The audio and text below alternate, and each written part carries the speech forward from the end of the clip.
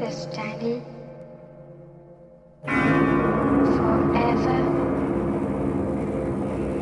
and ever and ever. Overwatch, one of the greatest FPS titles of all time and my personal favorite. Its characters were highly creative, its gameplay was perfect. Anybody could find a hero that best suited their skill level and actually contribute to the team. Its reward system also gave you all the more reason to play it. So when a sequel was announced at the end of 2019, people were very excited to say the least. But over the years, as more information came out, it became apparent that Overwatch 2 was going to be more of an update than a true sequel. But it's free, so don't complain. At least that's what people keep telling me. This is the review of Overwatch 2. I've had plenty of time to think about Overwatch 2. I didn't rush out my review because I really wanted to experience the game and let it really settle in. So I'm gonna start this off on a positive note. It's Overwatch. So that's good, right? We like Overwatch. But no, for real, I do love some of the changes they made, so let's dive in. The gameplay, for instance, has had quite a few changes. Overwatch is now a 5v5 game. They took out one tank in role queue, so now it's a 2 support, 2 DPS, and 1 tank per team. And as a tank main, I didn't really like the change at first. It felt lonely out there, I'm not gonna lie. I loved running 2 tanks because if you had an off game, your teammate at least had a chance to bail you out. Now it's all on you to play that role, which I started to love after a while. It also helps that all tanks got a health boost and some got totally reworked to make a single tank more viable. Like the defense matrix time increase for D.Va, such a small change, but it has a big impact on how ballsy you can be with a hero like D.Va. We'll talk more about heroes in a minute. There's also a tug of war game mode now, which is whatever. It just doesn't do it for me. And judging by everyone else who plays it, they all say it's whatever as well. I will say though, I love the robot that pushes the barricade. He is really awesome. I love its animations and I'd love to see it in different parts of the game. Let's talk about the other part of the gameplay, heroes. There have been a lot of changes to the heroes. Pretty much every hero got tweaks. I'll talk about some. I'm not going to go through them all, but this guy here made a great video. It goes into amazing detail on the exact changes that were made to every single hero. So if you want to get into the nitty gritty, definitely check out this video. And this guy, he made an awesome video. I highly recommend it. So the hero that had the most changes by far was Orisa, one of my favorite characters, one of my favorite heroes. And I'm happy to say that I actually love what they did with her. At first, I was not sure how to feel about Orisa without his shield, but now that I've had a really good chance and put many hours into her, I've come to the conclusion that she is an absolute fucking baller now. I love every change they made to her, and she also got that health bump, so she's able to be much more aggressive, especially with her javelin spin, which blocks incoming fire and also pushes back the opponent. You can also throw your javelin and spear people with it, which does a little damage. It stuns enemy heroes, and it will also stop charging tanks dead in their tracks and also push them back in some cases. It's been a lot of fun figuring out the different ways to use the javelin, and I fully approve of the changes they made to Orisa. Another hero that was totally reworked was Bastion, yet another one of my favorite heroes, and yet again I really like the changes that they did to him. He's more mobile now, he can inflict massive damage in short bursts instead of being a static gunner. And his gun, his actual stand-up gun is much stronger, and his turret mode is on a timer now. It lasts about 6 seconds. This promotes a lot more movement and adds some variables into his gameplay instead of being a devastating turret or being completely useless. I have to say though, his grenade is completely useless, and there are definitely some things that they need to work on, which I'm sure they will in the future. So like I said, there's been a ton of hero changes, too many for me to get into. So watch that video I linked in the description if you want more detailed hero information.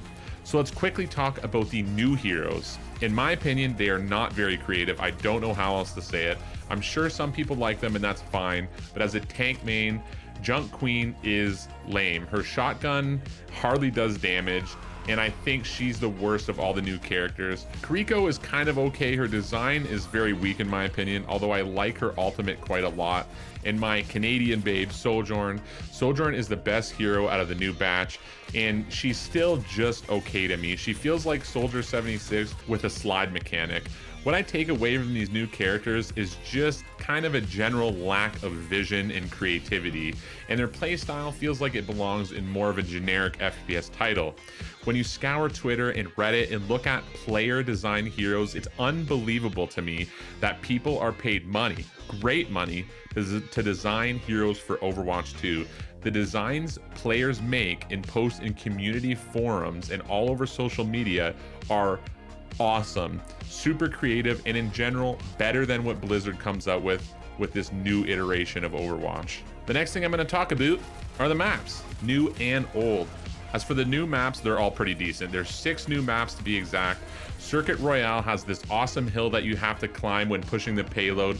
Midtown has a really awesome neon brick style with lots of bridges and crossovers. Paraiso, I don't know how to say it, is one of my favorite checkpoint areas, and it's super colorful. Cololio is one of the push mode maps. I'm impartial about this one. It never seems to be able to get a real good flow going on it. Along with Esperanza, it's another push map that I actually quite enjoy. It's nice and winding and all that good jazz. And then we have our Canadian map, Queen Street. It looks nothing like Toronto, but it's got snow, the CN Tower, and a hockey player statue. And the best part about it is the spawn area. There's a little curling rink, and it has a nice Canadian touch to it, a nice little neon Canadian touch. If they really wanted to capture the real Canada, they would have made a map inside of a hockey arena, just saying. So those are all the new maps. And for the old maps, they just made slight changes to the lighting. I don't mind playing the older maps, so this is all fine to me. Not much to go over there. That brings me to graphics and audio. The graphics look definitely a bit better, nothing crazy. I run everything on my Xbox Series X, and Overwatch 2 is definitely a step in the right direction. It's a little bit more crispy. Next, let's talk about the sound. Just about everything sounds the same with one exception. When Mercy is damage boosting you, your gun sound changes completely to a more badass, electrified sound. And this is a really nice little improvement.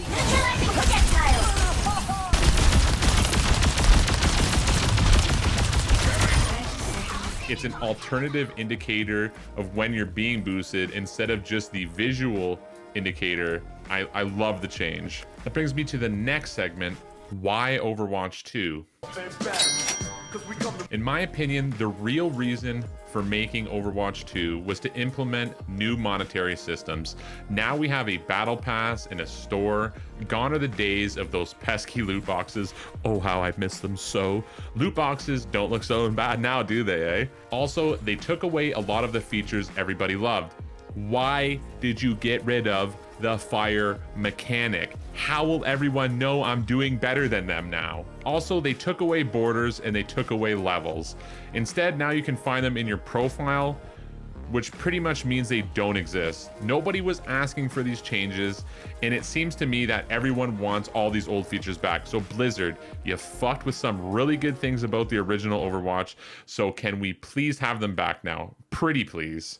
Next, let's quickly talk about the Battle Pass. You pretty much have to play the game non-stop to get through it. As a working human being, I find it's way too difficult to get through it all, and unlike the points that you get by playing Call of Duty to buy the next Battle Pass, Blizzard, in their infinite wisdom, took a page out of Halo Infinite's playbook and made getting the next Battle Pass for free challenge-based. Did you learn nothing from Halo Infinite? I've broken it down for you, so here it is. 60 currency a week if you do all 11 challenges. You need 1,000 for the next Battle Pass, which means you need to do all 11 challenges every week for 3 straight months. That's 176 challenges you need to complete to get the next Battle Pass. It's so stupid. It's so incredibly stupid. The contents for the Battle Pass are okay, infinitely better than Halo's Battle Pass, but we're dealing with mega corporations, so you can never expect quality gamer minded decisions from these corporate scumbags. The store is the most disgusting thing I've ever seen. It makes me fucking sick to my stomach seeing 3-year-old skins and victory poses for $20 to $30 a pop. Also, gone are the days of awesome events. We just had a Halloween event and nobody cared because there was really nothing on the main page to show you what new gear was in the event. No info on how to earn any of the gear, and I'm almost certain most of the stuff you just had to purchase in the store. So all in all, they've totally ruined events. So that pretty much sums up Overwatch 2 for me. I still love playing it. It's Overwatch, but don't be fooled. It was just a reason to get more of your money with as little effort as possible. Yes, I love some of the changes they made with the characters, but the framework around the gameplay we love is a massive downgrade. And I wish I could say I was surprised, but we all knew this was coming because AAA gaming is becoming more about money and less about the experience, plain and simple. That doesn't mean there isn't amazing devs out there that still give us unreal experiences. It just means we have to be smarter consumers. Our money is our power. So don't give them what they want. If we do this together, we can be a force of change in the gaming realm. Thank you for watching, guys. This took me quite a while to write. I work a lot, and then to do this on top of that is huge. I really let this game settle in my mind, and I wanted to give you the best possible review I could. So please like and subscribe. Let me know what you think about Overwatch 2. And if you come at me saying, it's free, shut up and play the game, just fuck off. Straight up, just fuck off. I'm advocating for better gaming, a better gaming experience for all of us. We should all be doing this. I'm Rage Review. Subscribe, fuckers, so I can quit my job and do this full time.